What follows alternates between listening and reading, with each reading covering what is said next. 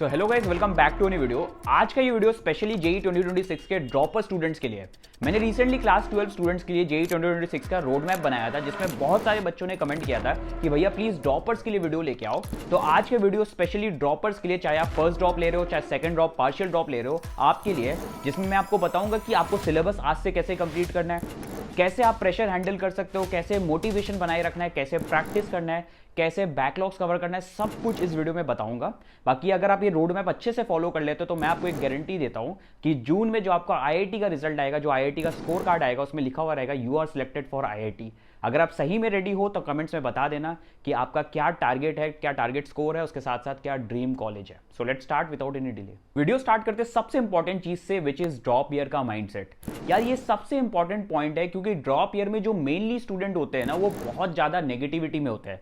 उसमें बहुत सारे फैक्टर्स होते हैं। सबसे पहला देखो, फैमिली प्रेशर आपका अलग होता है, क्योंकि आपने एक साल ड्रॉप लिया रहता है। मैक्सिमम फैमिली तो ऐसे होते हैं ना कि जो अलाउ भी नहीं करते ड्रॉप लेने के लिए। वो सोचते हैं कि बेटा एक साल वेस्ट मत करो, इससे अच्छा डायरेक्ट कॉलेज ज्वाइन कर लो। और बहुत बच्चे जो लेते हैं वो फैमिली के अलग प्रेशर में रहते हैं। सेकेंड चीज, आपके कॉलेज जो दोस्त है उनका कॉलेज स्टार्ट हो जाता है, तो उनका कॉलेज लाइफ देख के आपको बहुत जेलसी होता है। तो तीसरा चीज, आपको सेल्फ डाउट होता है कि अगर मेरा हुआ नहीं तो मेरा एक साल बर्बाद हो जाएगा। और ऐसे बहुत सारे पॉइंट्स होते हैं आपके दिमाग में जो कि बहुत नेगेटिविटी डालता है। बट अगर आप इसे पॉजिटिव साइड में देखोगे तो आप देख सकते हो कि आपको एक एक्स्ट्रा ईयर मिल रहा है प्रिपरेशन का। क्योंकि मैं ऐसा मान के चलता हूं कि ड्रॉप ईयर मोस्टली कौन बच्चे लेते हैं? पहले फर्स्ट कैटेगरी देखो, मोस्टली वही बच्चे होते हैं जिन्होंने एक साल प्रिपेयर कर रखा हो, 12th में प्रिपेयर किया या 11-12 किया, सेटिस्फाइड रिजल्ट नहीं था, कुछ नंबर से रह गए, या फिर अच्छा नंबर आने के बाद भी एक्सपेक्टेशन ज़्यादा है कि आईआईटी में जाना है। बताऊँ कि मोस्टली जो आईआईटीज़ में बच्चे होते हैं वो ड्रॉपर्स होते हैं। मेरे जो मैक्सिमम फ्रेंड्स हो, मैक्सिमम के मैक्सिमम जो भी मैं बताऊँ वो ड्रॉपर्स है। कुछ ही फ्रेशर्स होते हैं, मैं फ्रेशर्स था, अलग था, बट मैक्सिमम ड्रॉपर्स ही होते हैं। सेकंड जो इंपॉर्टेंट चीज़ है वो है चैप्टर कंप्लीशन, या मैं अच्छे से समझाऊं सिलेबस कंप्लीशन, कि आपको फुल सिलेबस कंप्लीट करना है या फिर सिलेक्टिव चैप्टर्स। तो एक चीज़ आपको समझाता हूँ, ड्रॉप ईयर में जैसे मैंने बोला ना, मोस्टली वही बच्चे ड्रॉप लेते हैं जिन्होंने पहले प्रिपरेशन कर रखा होता है। तो उसके कारण क्या होता है कि आपने पहले 50% 40% सिलेबस कुछ भी किया हुआ रहता है, तो अब बच्चे क्या करते हैं, वही 40% सिलेबस को वापस से उठाते, उसको और अच्छे से करते हैं। दैट इज गुड, बट आपको एक चीज़ समझना होगा कि आपके पास लिमिटेड टाइम है। जो फर्स्ट अटेम्प्ट है उसके लिए आपको नवंबर दिसंबर तक आपका सिलेबस कंप्लीट हो जाना चाहिए। चैप्टर्स कैसे कंप्लीट करना है? सिलेक्टिव चैप्टर्स करो। सिलेक्टिव चैप्टर से मेरा मतलब है, देखो आप 70% चैप्टर्स करो जिसका सबसे ज्यादा वेटेज होता है, आप उनको सबसे ज्यादा प्रायोरिटी देके करके जाओ। मैथ्स, फिजिक्स, केमिस्ट्री के कौन कौन से चैप्टर्स ऐसे जिसका सबसे वेटेज होता है मैं बताता हूँ, बट वो आपका सबसे पहला प्रायोरिटी होना चाहिए। आप सारे पहले वो चैप्टर्स को अच्छे से प्रैक्टिस कर लो, अच्छे से थ्योरी कर लो। अगर आपने नहीं कर रखा है थ्योरी पहले कभी भी, तब आपको आगे मूव फॉरवर्ड करना है। अब जैसे अगर मैं केमिस्ट्री के केस में देखूँ, आप टॉप 15 केमिस्ट्री चैप्टर्स देख सकते हो, जिसमें मोस्टली 68 to 76 तक नंबर बनते हैं।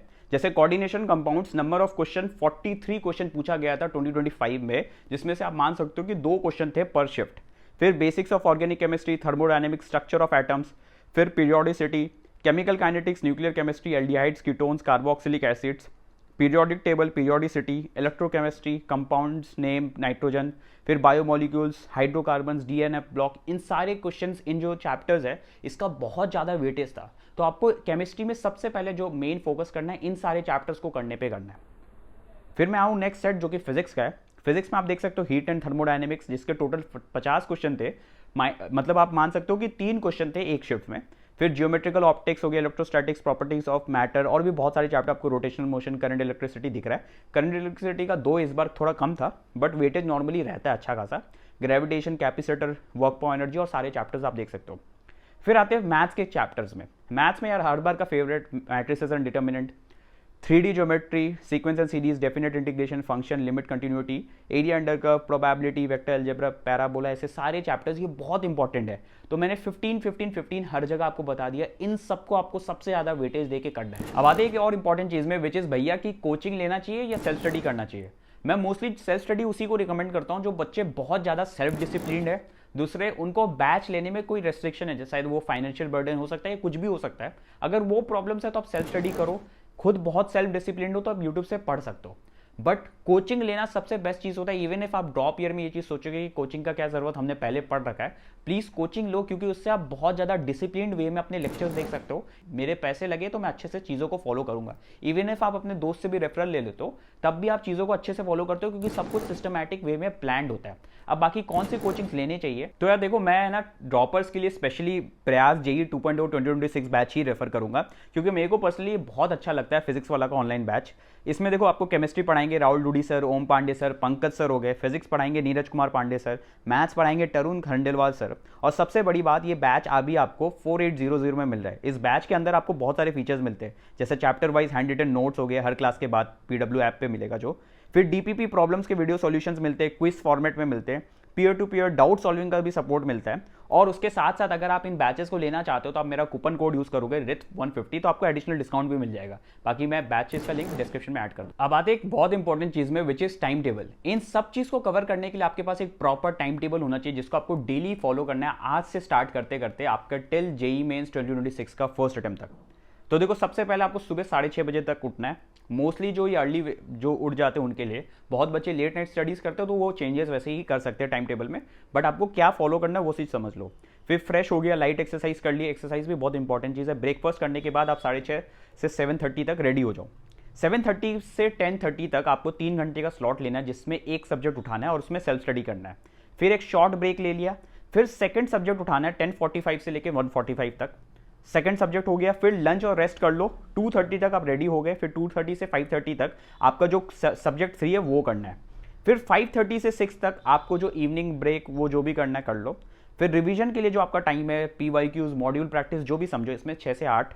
फिर डिनर, रिफ्रेश होके आप 9 बजे फिर रेडी हो गया। 9 से 11 डीपीपी सॉल्व कर लिया, या फिर आपने जो भी मिस्टेक्स किया है अटेम्प्ट में वो कर सकते हो। और कभी कभी बहुत सारे बच्चे मॉक टेस्ट भी दे सकते हैं, मॉक टेस्ट के बारे में मैं आगे आपको बताता हूँ। और फिर हो गया लाइट एक्सरसाइज, लाइट रिविजन हो गया, और बैकलॉग कैचअप, ये लास्ट के आप 11 से लेकर 12:30 तक।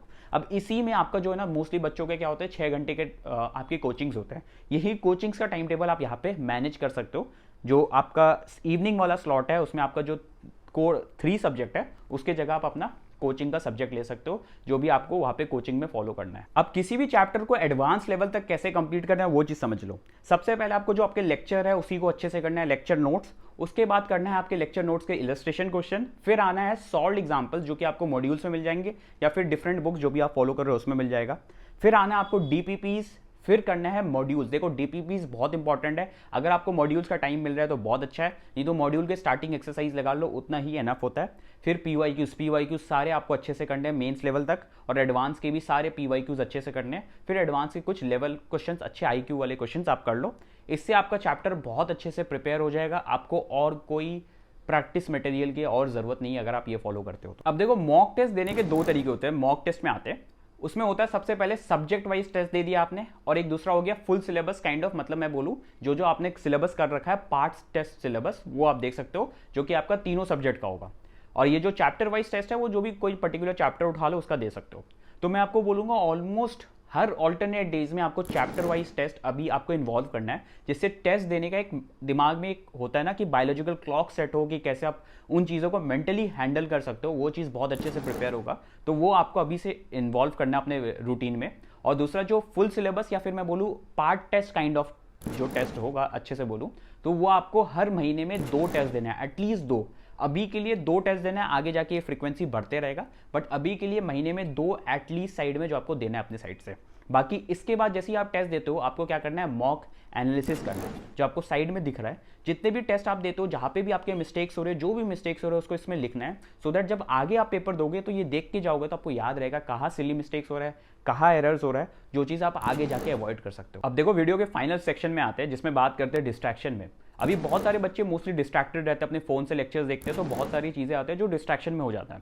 तो इसलिए मैं आपको बोलूँगा, प्ले स्टोर में बहुत सारे ऐप्स आते हैं जिससे आप अपने फोन में कंट्रोल लगा सकते हो, कितना टाइम यूज़ करते हो। प्लीज़ वो सब यूज़ करो, बिकॉज अगर आप जितना ज़्यादा डिस्ट्रैक्टेड वे में स्टडी करोगे, आपको कुछ भी इफेक्टिव चीज़ नहीं मिलेगा।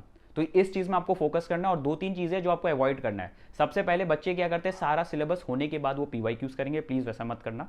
पीवाईक्यूज आपको हर चैप्टर के एंडिंग में आपको करते रहना है। उसके साथ साथ बस थ्योरी में टाइम वेस्ट मत करो, practice is the most important thing, क्योंकि एग्जाम आप जो दे रहे हो उसमें सबसे ज़्यादा चीज़ प्रैक्टिस इंपॉर्टेंट है। तो आप थ्योरी पे टाइम देने से फायदा नहीं है, प्रैक्टिस करते रहो। बाकी मॉक पेपर एनालिसिस जो भी मैंने बताया और जो भी चीज़ें मैंने थ्रू आउट वीडियो बताया उस सबको फॉलो करना है। बाकी अगर आपको कुछ भी लग रहा है, कुछ भी प्रॉब्लम है, तो आप कमेंट्स में लिख देना, बिकॉज मैं सारे कमेंट्स का रिप्लाई करूंगा। प्रिपरेशन के रिलेटेड कोई भी प्रॉब्लम है या अदर दिन प्रिपरेशन कुछ भी पूछ सकते हो। So that's it for this video. Thanks for watching.